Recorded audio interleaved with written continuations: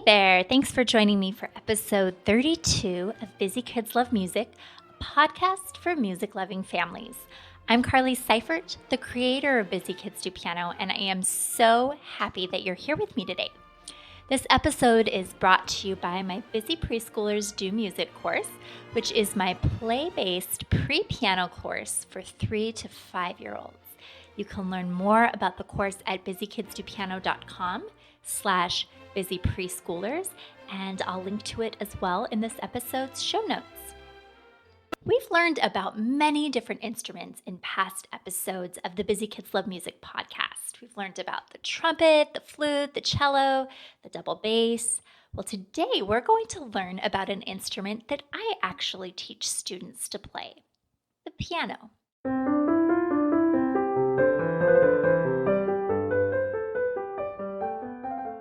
The piano was invented by Bartolomeo Cristofori in Italy in 1709.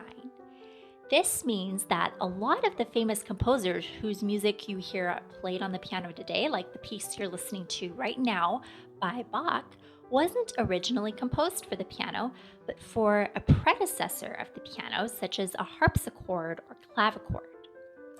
The clavichord looked similar to a piano, but the strings of the instrument were struck by a small blade of metal called a tangent. Early keyboard instruments, such as organs and clavichords, had shorter keyboards than the piano we use today. Gradually, the keyboard became longer and longer until it had 88 different notes. At first, the instrument was called the forte piano. Forte means loud in Italian, and piano means soft in Italian. The piano was given this name because it could be played either loudly or softly depending on how the pianist struck the keys, which was something new for keyboard instruments. You couldn't control the volume on a harpsichord or a clavichord very much. Later, the name changed to pianoforte and then just shortened to piano. When you press a key on the piano, it acts sort of like a wooden lever. The opposite end of the lever jumps up in the air and forces a small felt-covered hammer to press against the piano strings. This makes the sound that you hear. Now, at the same time, another mechanical part called a damper is forced up into the air. When you release the key, the hammer and the damper fall back down again, which stops the string from vibrating, and the sound ends. If you ever have a chance to look inside a grand piano when a pianist is playing, you'll kind of get a feel for how the mechanics of the piano work.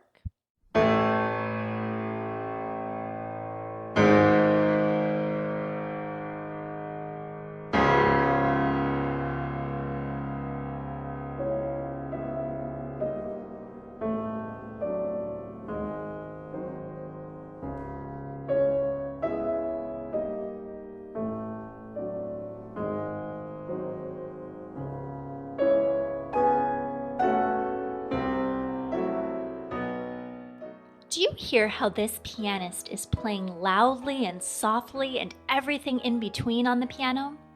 The soundboard, the large piece of wood mounted underneath the strings of a piano, amplifies the strings so they are loud enough to hear.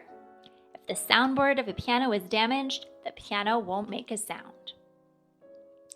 While the piano was invented in the early 18th century, it didn't become popular until about 50 years later. Johann Christian Bach, who was the 18th child of Johann Sebastian Bach, was the first person to play it for a public concert.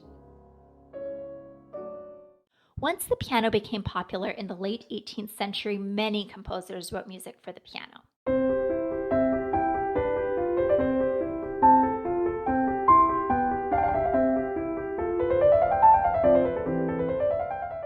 Composers such as Mozart and Haydn began to write sonatas and concertos for the piano. Ludwig van Beethoven, who was a famous pianist before he became a famous composer, also wrote concertos and sonatas for the piano. Smaller pianos were made for use in people's homes as the piano began to replace the clavichord and harpsichord.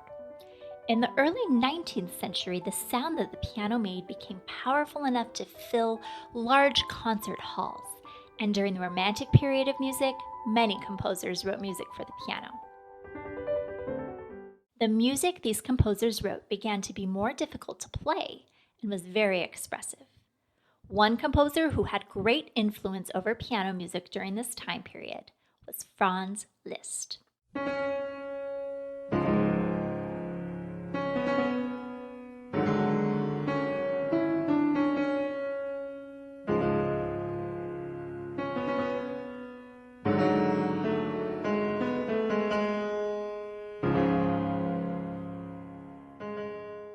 Liszt was considered the most awesome virtuoso pianist of his time.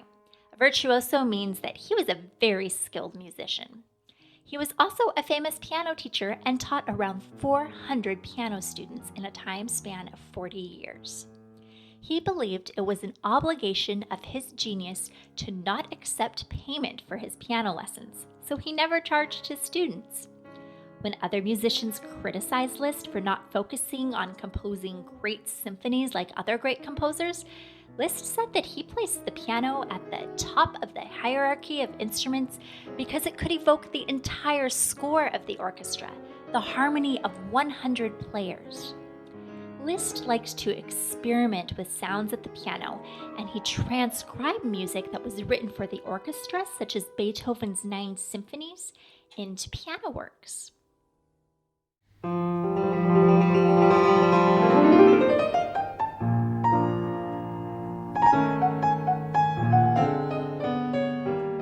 piano remains a popular instrument with a vast amount of music written for piano solo and piano concertos. Concertos are pieces where a solo pianist is accompanied by an orchestra. Piano is used in all different styles of music, including ragtime and jazz and pop music. If you head over to my website at busykidstopiano.com/podcast/32, you'll find a link to a curated playlist on YouTube where I'll be sharing a variety of piano performances with you. Now, because there is such a vast amount of music written for the piano, it was difficult to narrow it down. But you'll find a solid variety on my playlist, including the classical style of Franz Liszt and the jazz fusion of Herbie Hancock. Again, you're going to find that at busykidstopiano.com/podcast/32. I hope you've enjoyed learning a little bit about the piano with me today on Busy Kids Love Music.